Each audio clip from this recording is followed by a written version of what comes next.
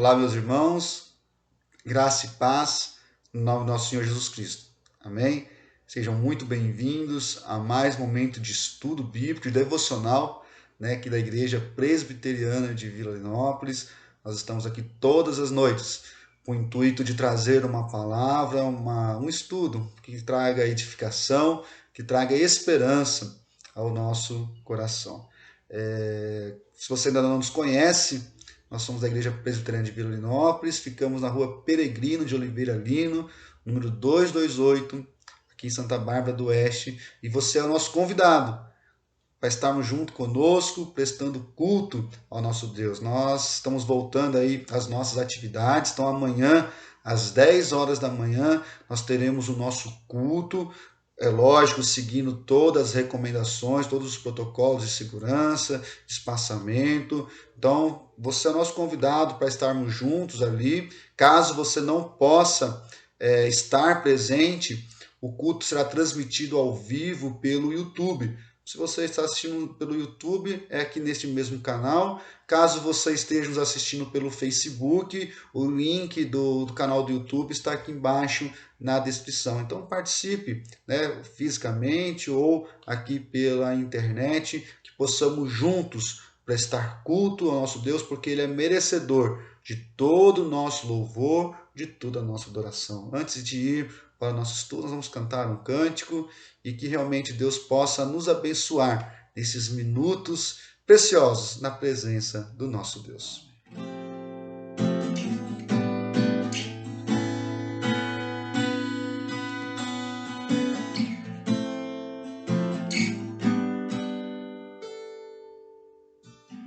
Grande é o Senhor e muito digno de louvor. Na cidade do nosso Deus, seu santo monte, a alegria de toda a terra.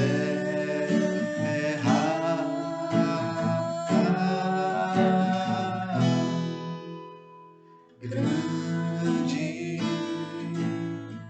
é o Senhor, quem nós temos a vitória, que nos ajuda contra o inimigo.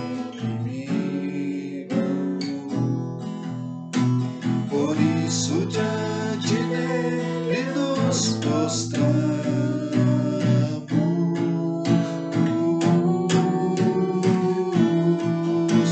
queremos o teu nome engrandecer e agradecer-te por tua obra em nossas vidas. Confiamos em teu infinito amor, pois só tu és o Deus eterno sobre toda a terra e céus.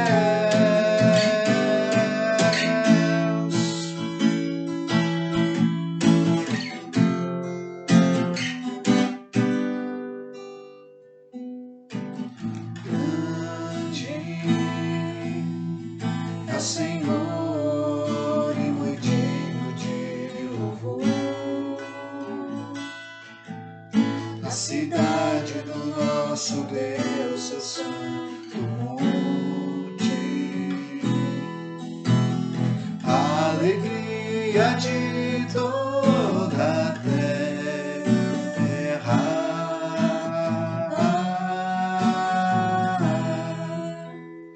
Grande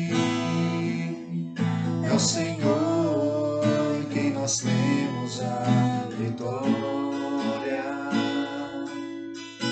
que nos ajuda contra o inimigo.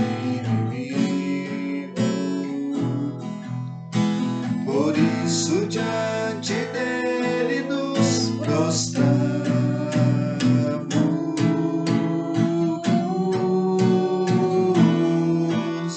queremos o teu nome engrandecer e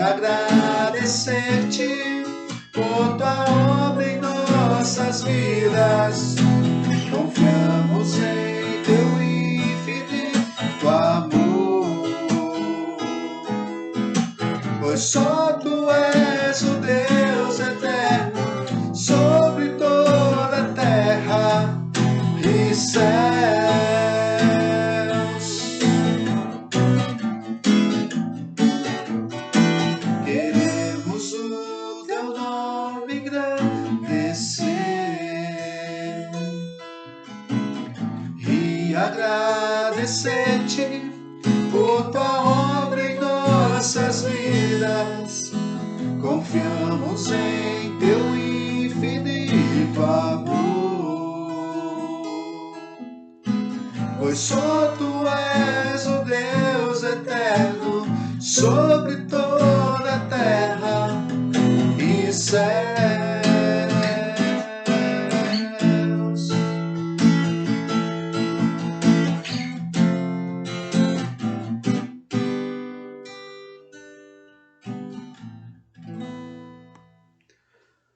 Bom, meus irmãos, indo então agora para o nosso estudo, né, continuar a nossa série de devocionais a respeito com o tema sobre os 10 mandamentos. O nosso texto escolhido é o texto de Deuteronômio, capítulo 5.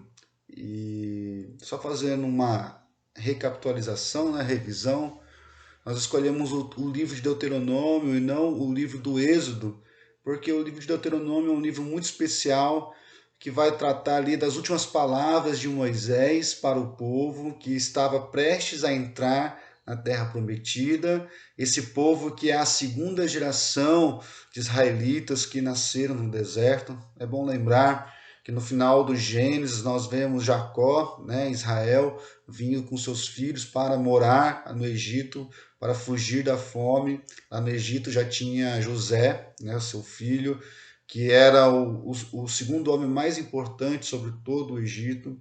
E quando começamos a ler o livro do Êxodo, nós vamos ver que, passados algumas gerações, surge um faraó que não conhecia José, que não conhecia, né, a história de José, e vendo então o povo de Israel que vivia ali numerosamente no Egito, na região do Gósen, ele acaba escravizando esse povo, e o povo de Israel vive como escravo por 400 anos, por mais de 400 anos, até que Deus levanta Moisés, o que vai libertar o povo do Egito e levar rumo à terra prometida. E nos diz o texto, então, que após os 10 sinais, né, as 10 maravilhas, ou as 10 pragas para os egípcios, o faraó acaba, então, libertando o povo, e o povo agora marcha rumo à terra prometida, e temos ali, segundo o relato bíblico, pelo menos 600 mil homens, então, sem contar mulheres e crianças, é quase mais de 1 milhão de pessoas saindo do Egito e indo para a terra prometida. E nesse caminho, então, esse povo continua vendo grandes sinais de Deus, o mar que se abre ao meio para que o povo possa passar. Nós vemos que Deus cuidando do povo através de uma coluna de fogo que os esquenta, os protege do frio do deserto que acontece no período da noite, uma coluna de nuvem que os protege do calor durante o dia, e essa coluna de nuvem e de fogo também tem como função guiar o povo pelo deserto rumo à terra prometida. Porém, esse povo, quando está prestes a entrar na terra, eles não confiam em Deus, eles ficam com medo, mesmo com todos os sinais e maravilhas, eles ficam com medo. Então Deus não permite que esse povo entre na terra prometida, faz com que esse povo fique caminhando pelo deserto por 400 anos, até que surja uma nova geração, e essa nova geração, então, que nós vemos no livro de Deuteronômio, é a geração que irá entrar na terra prometida. Por isso que nós temos ali os 10 mandamentos, tanto no livro do Êxodo, quanto no livro de Deuteronômio. Temos também vários relatos que tem no Êxodo e tem no livro de Deuteronômio. É porque são duas gerações, o mesmo povo, mas duas gerações diferentes.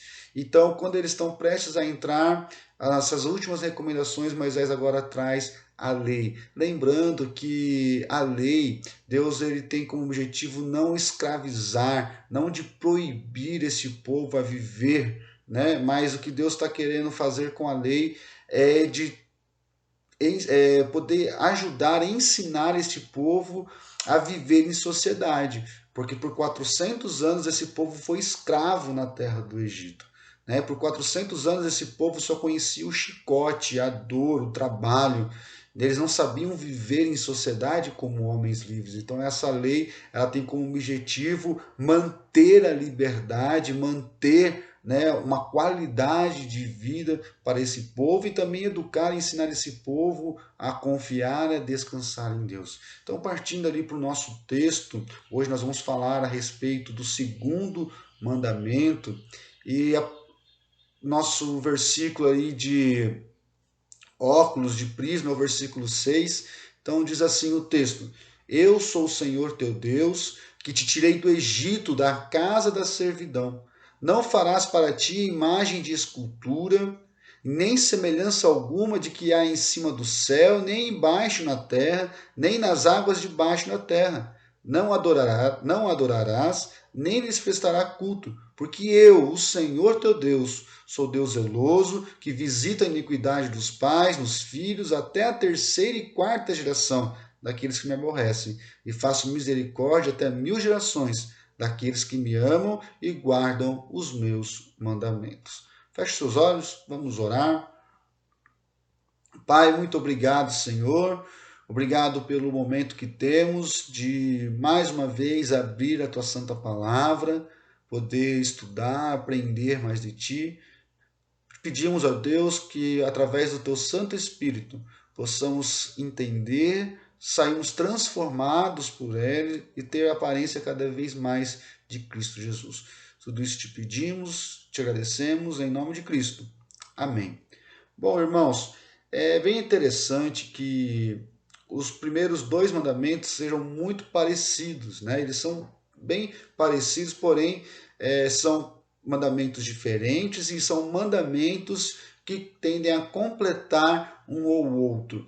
O primeiro mandamento, não terás outros deuses diante de mim, Deus falando para o povo, né? Nós entendemos que Deus é esse ser que conduz, que direciona a maneira do indivíduo viver, né? O indivíduo ele vive segundo a sua crença, naquilo que acredita. Então Deus está dizendo para o povo, olha, né, como nós temos ali o versículo 6, que é o nosso óculos, eu sou o Senhor teu Deus, o Yahvé Elohim, um Deus poderoso, um Deus que tem esse povo como posse, um Deus de aliança. Então vocês só podem me adorar, porque fui eu que te tirei do Egito. Eu sou o único e verdadeiro Deus, e Deus prova que ele é o único e verdadeiro Deus nos seus sinais no Egito, onde esse povo está acostumado a estar perto de vários deuses, e cada sinal ele tende a atingir uma divindade egípcia. Então Deus começa esses mandamentos, os primeiros 2 mandamentos, ensinar ao povo que somente a Deus, o verdadeiro Deus, Yahvé, é que eles deveriam prestar culto, é que eles deveriam depositar toda a sua esperança. Então, embora esses 2 mandamentos, né, o não terás outros deuses e não farás para ti imagem e semelhança, são mandamentos muito parecidos, porém eles têm as suas diferenças e são mandamentos que se encaixam, um completa o outro. Então, no primeiro momento, eles não podem não ter outros deuses, não colocar nada de mais importante na vida deles. E agora, nesse segundo mandamento, Deus proíbe esse povo de materializar um Deus. Ou seja, limitar esse Deus poderoso, o Deus criador de todas as coisas, limitar esse Deus a coisas naturais, a ídolos feitos de madeira, pedra e tantas outras coisas. E é interessante e importante destacar que neste mandamento existe uma questão cultural e uma questão teológica muito importante por detrás disso. Por isso que Deus fala, não farás para ti imagem e semelhança. Porém, antes de pensarmos essa questão teológica e nessa questão cultural, é importante relembrarmos um pouco do nosso primeiro encontro, da nossa introdução, e falar a respeito dos personagens deste texto. E o primeiro personagem que nós vimos na nossa introdução é quem está passando esses mandamentos, e quem está passando esses mandamentos é Deus. Ali no texto, no versículo 6, nós vamos ver Yahvé Elohim. Yahvé é o Deus da aliança, um Deus poderoso, um Deus que tem como seu povo a sua posse. Né? Deus escolheu o povo de Israel para ser o seu povo, um povo escolhido, um povo pelo qual, através dele, Deus abençoaria todas as nações. Então Israel ele é escolhido por Deus para ser a representação de Deus aqui na terra. É importante, né? E hoje nós, os cristãos, nós somos esse novo Israel. Né? Do mesmo jeito que Israel tinha como objetivo representar, testemunhar a Deus, nós também temos isso. E não é à toa que a terra prometida, a terra de Canaã, ela ficava bem no centro do mundo naquela época, né? Todos os povos ali, povos importantes, rodeavam a Canaã. Nós temos o Egito aqui embaixo, nós temos ali a Síria, a Babilônia em cima, né, rodeando. Então, o Canaã, Israel, ficaria bem no centro do mundo. Por quê? Porque qualquer pessoa que passasse por ali, né, ele veria através de Israel, do como Israel vivia, que Deus é o único Deus. Então, Israel é um povo escolhido por Deus, um povo escolhido para manifestar, para revelar a glória de Deus, a fim de ensinar a todo mundo que o Deus de Israel, o Yahvé Elohim, é o único e verdadeiro Deus, um Deus poderoso, um Deus que é digno de receber todo o nosso louvor, toda a nossa adoração. Por isso que nós hoje, como já disse, nós somos esse novo Israel de Deus, né? Nós somos esse povo escolhido. O apóstolo Pedro vai dizer em sua carta que nós somos raça escolhida, povo escolhido por Deus, separados, tirados do império das trevas para o seu reino de luz, com o propósito de testemunhar das virtudes de Jesus Cristo. Sim, nós somos chamados para, com a nossa vida, com as nossas ações, com as nossas palavras, anunciar do amor, da paz, das misericórdias de Deus. Por isso que, agora tendo em vista isso, de quem é Deus, quem é Israel e qual a missão de Israel, nós conseguimos entender então esses dois fatores que existem por detrás dessa questão desse segundo mandamento, que é o fator, tanto o fator cultural quanto o fator também teológico, relacional.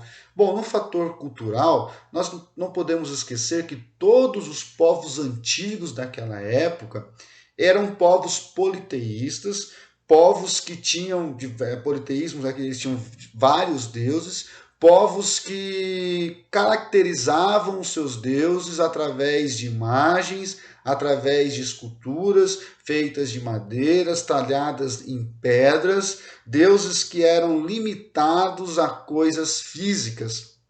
Né? E esses povos, eles tinham deuses para as mais diversas situações. Existia o deus da guerra, existia o deus da fertilidade, o deus do amor, e o deus da chuva, da colheita, enfim, existia diversos deuses. E o povo de Israel era escravo e viveu por mais de 400 anos no Egito. E o Egito também tinha um panteão de deuses muito grande. Então o povo de Israel, ele cresceu, se desenvolveu, cercado por vários deuses, por falsos deuses, por imagens de falsos deuses. Né? E como dissemos, Israel ele foi chamado para ser um povo diferente, para viver diferente, pois o seu Deus, o Yahvé Elohim, ele é o único e verdadeiro Deus. E Yahvé Elohim, ele não se limita, ele não se fica preso a uma forma, a algo criado por ele. Então os israelitas, eles estavam acostumados com essa ideia de deuses representados por imagens. E é por isso que quando eles estão ali no deserto, aguardando Moisés, que estava no monte conversando com Deus, o povo fica desesperado, porque eles estão acostumados a ter imagens.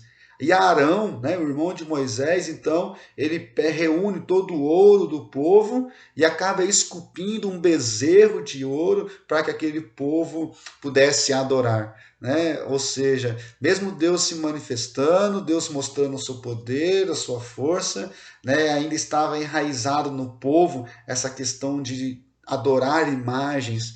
Né? Então, antes mesmo do povo receber a lei, ele já estava ali quebrando a lei. Então o homem ele sempre teve essa necessidade de depositar a sua fé, a sua confiança em algo visível. Quando nós lemos lá em Romanos, a carta de Paulo à igreja de Roma, logo no capítulo 1, Paulo vai dizer isso, que a glória de Deus ela é revelada por toda a natureza. A glória de Deus. Quando nós olhamos a natureza, as estrelas, tudo que existe, nós conseguimos reconhecer a glória de Deus. Os atributos de Deus, eles se manifestam nisso. Porém, o homem, né, e tornando assim o homem indesculpável. Ninguém vai poder dizer que não sabia que existia um Deus, porque Deus se revela na natureza. Se revela quanto à sua glória, não quanto à salvação. Mas isso aí é um assunto para um outro dia. Por isso que o homem se torna indesculpável, como Paulo vai dizer, porque a natureza revela essa glória. Porém, o homem, mesmo vendo a glória de Deus, de um Deus invisível, de um Deus verdadeiro, o homem ele decide se fechar os seus olhos e ele se torna como um louco e prefere glorificar e adorar imagens, né? Coisas feitas pelo próprio homem. Adorar imagens de deuses, a imagem de homens, a imagem de animais e etc. Né? Por quê? Porque o homem tem essa necessidade absurda de depositar a sua fé, a sua confiança em coisas visíveis, em coisas palpáveis. O profeta Jeremias ele vai dizer que maldito o homem que coloca toda a sua fé, toda a sua confiança, sua esperança na sua humanidade. Ou seja, em coisas visíveis, em coisas materiais. A idolatria, ela não acontece somente então quando em imagens de homens, imagens de animais, aonde nós prestamos culto. Mas a idolatria ela acontece aonde a nossa esperança, a nossa força, a nossa confiança se limita a algo material. E aqui vale pararmos e pensarmos um pouco em quantas coisas materiais hoje têm tomado o lugar de Deus nas nossas vidas, coisas que nós nem percebemos. Coisas que onde nós depositamos toda a nossa confiança, toda a nossa fé e toda a nossa força para conseguir isso, né, depositando assim o nosso jeito de viver. Para pensarmos aqui um pouco, será que nós não fazemos isso com o dinheiro? Jesus, ele no seu ministério, por diversas vezes, ele vai dizer que o dinheiro ele é algo que atrapalha o homem de confiar e descansar em Deus. Idolatria não é simplesmente um Deus talhado em pedras ou em madeiras, mas idolatria é tudo aquilo que tira o lugar de Deus. Quando eu deposito a minha confiança, a minha força no dinheiro, nas minhas posses, nas coisas materiais, eu estou criando falsos deuses. E isso é idolatria. Então existe uma questão teológica quando Deus, existe uma questão cultural quando Deus fala para o povo, não farás para ti imagem e escultura. Por quê? Porque em todo o mundo, os povos que rodeavam Israel, né, o Egito, onde Israel sai, eram povos que tinham deuses talhados em pedras e madeiras, falsos deuses. E o povo de Israel é chamado para ser um povo diferente, para adorar o único e verdadeiro Deus, um Deus invisível, um Deus que não se limita a coisas produzidas por mãos humanas. E existe também uma questão teológica. Olha só, o povo de Israel, o povo de Deus, ele tem como sua principal característica a viver pela fé. Olha que interessante, viver pela fé. Né? Nos nossos últimos encontros, nós conversamos aí pelo menos, tivemos uns 6 encontros falando a respeito disso, de viver por fé, como que nós vivemos pela fé na nossa comunhão com Deus, no nosso jeito de pensar, como nós nos reconhecemos, né? A fé é algo extremamente importante na nossa vida. A fé, ela é uma característica do povo de Deus, é uma característica daqueles que confiam em Deus. E a fé, segundo o autor de Hebreus, como nós estudamos na nossa última série, é a certeza do que não se vê. Todos os povos acreditavam em falsos deuses visíveis, feitos de madeira, de pedra, falsos deuses que poderiam se palpar, que poderiam ver. Porém, o povo de Israel, ele deveria acreditar no Deus invisível, um Deus que não se vê, que não se toca, um Deus que não se sente o cheiro. E o povo devia crer nesse Deus porque ele é o Deus que tirou o povo do Egito, que dá sinais da sua glória por toda a natureza. Ele dava ainda sinais da sua glória, do seu amor, da sua existência, através da nuvem, através do alimento, do maná, né? Então é uma questão teológica, é uma questão pedagógica, onde o povo deveria aprender a confiar sem ver, a confiar sem tocar. Né? Esse é o princípio da fé. Sim, hoje nós somos chamados a confiar em Deus, a depositar a nossa fé e nossa esperança num Deus invisível. Porém, esse Deus invisível, ele manifesta a sua glória, o seu poder, através do dia a dia. Veja bem o alimento que você comeu hoje, o lugar na sua casa onde você está, protegido. Tudo isso é prova do amor de Deus por você e revela que o cuidado revela Deus. Sim, nós somos chamados a viver pela fé. E viver pela fé é crer no invisível. Sim, quando nós continuamos lendo o texto, nós vamos ver que nosso Deus é um Deus zeloso, é um Deus que não divide a sua glória com mais ninguém. O versículo 6, né, que é o nosso óculos, por onde nós devemos olhar esses 10 mandamentos, nos deixa muito claro isso. Eu sou Yahvé Elohim. Eu sou o Deus da aliança, um Deus poderoso, um Deus que te chamou, o povo de Israel, para ser o meu povo. E é interessante, então, que nesse mandamento, no segundo mandamento, que vai fechar, então, esse bloco de não da idolatria, nós vemos que a respeito da justiça e graça de Deus. Né? O versículo 9 e o versículo 10 vai dizer: aquele que prestar culto, aquele que depositar a sua fé e confiança em coisas materiais e não em Deus, enfrentará a ira de Deus por 3, 4 gerações. Porém, aqueles que foram infiéis a Deus, aqueles que confiarem em Deus, que tiverem comunhão com Deus, Deus os abençoará e será misericordioso até 1000 gerações.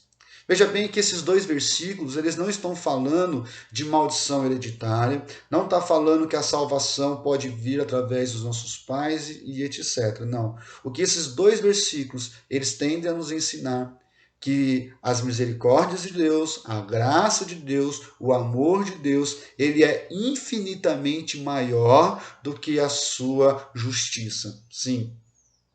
Deus é um Deus de graça? Sim. É um Deus de misericórdia? Sim. E o profeta Jeremias diz que a cada manhã a misericórdia de Deus ela se renova em nossas vidas. A cada manhã Deus nos dá uma grande chance. Porém, nós não podemos esquecer que Deus também é um Deus de justiça. Porém, a justiça de Deus, a ira de Deus, ela não se compara com a sua graça, com a sua misericórdia. Enquanto a ira de Deus dura até 3, 4 gerações, de uma maneira metafórica, a graça de Deus dura até 1000 gerações. Então, esses dois versículos tendem a nos ensinar o povo a nos ensinar que nosso Deus é um Deus de justiça, sim, é um Deus de ira, sim, também ele é um Deus de amor, um Deus de graça, e a sua graça é infinitamente maior. E louvado seja Deus por isso. Porque já pensou se Deus fosse só justiça, nós estaríamos perdidos. Louvado seja o nosso Deus, que a cada manhã ele resplandece sobre nós a sua misericórdia, a sua graça. A cada manhã nós temos a oportunidade de viver na presença de Deus. Ele nos dá a chance de agirmos certo, agirmos da melhor maneira. Louvado seja o nosso Deus por isso. Para concluir, meus irmãos, precisamos tomar muito cuidado com a idolatria. Esses dois primeiros mandamentos, eles falam sobre isso. Nós somos chamados a confiar e a adorar somente a Deus. E fazemos isso através da nossa fé. Nós não precisamos de amuletos, nós não precisamos de imagens, qualquer coisa para direcionar a nossa adoração, para direcionar a nossa fé e a nossa confiança. Não, nós não precisamos nada disso. O nosso Deus, Yahvé Elohim, o Deus poderoso, o Deus da aliança, eles cuida de nós, Ele está ao nosso lado e nós temos isso através da fé e como já conversamos isso em outros encontros, a fé ela se desenvolve através da intimidade que nós temos com Deus. Precisamos tomar muito cuidado com as coisas que controlam as nossas vidas, as coisas que tiram Deus do centro do nosso ser, coisas que direcionam o nosso jeito de viver. Qualquer coisa que tire Deus do centro da nossa vida, isso se torna idolatria. Família, amigos, dinheiro, trabalho. No nosso primeiro encontro, nós falamos do Deus Eu. Tudo que tira Deus do centro da nossa vida, tudo aquilo que tira a chance de nos dedicarmos 100% a Deus, isso é idolatria. E precisamos tomar cuidado. Porque Deus, apesar de ser um Deus de graça, Ele também é um Deus de justiça. Então nós não podemos ter um outro Deus além do nosso Deus. Não podemos criar nenhuma imagem, nem depositar a nossa fé em coisas visíveis e em coisas palpáveis. A nossa fé, somos chamados a viver e confiar em Deus e somente a Deus nós devemos prestar culto. Amém, meus irmãos? Feche seus olhos, quero orar com você para a gente encerrar esse momento. Pai, muito obrigado pela oportunidade que temos, mais uma vez, estarmos aqui juntos, podendo abrir tua santa palavra, podendo aprender mais de ti. Pedimos perdão, ó Pai. Pedimos perdão porque muitas vezes nós adoramos a falsos deuses. Tiramos o Senhor do centro da nossa vida, do nosso coração, e depositamos a nossa confiança, a nossa fé em coisas palpáveis, em coisas visíveis, como família, emprego, dinheiro, lazer e tantas outras coisas.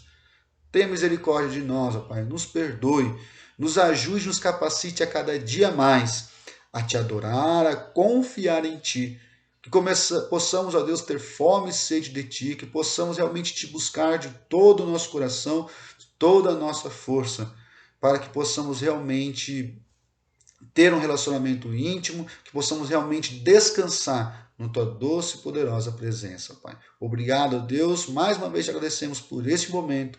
É em nome de Cristo que oramos. Amém. Meus irmãos, lembrando então que amanhã nós teremos o nosso culto às 10 horas da manhã, lá na igreja.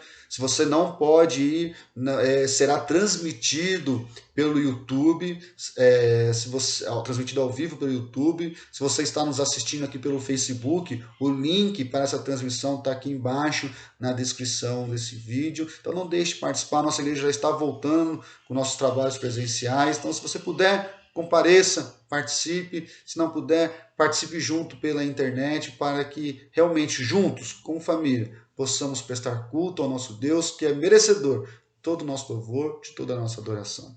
Um grande abraço, meus irmãos, e até amanhã, se Deus quiser.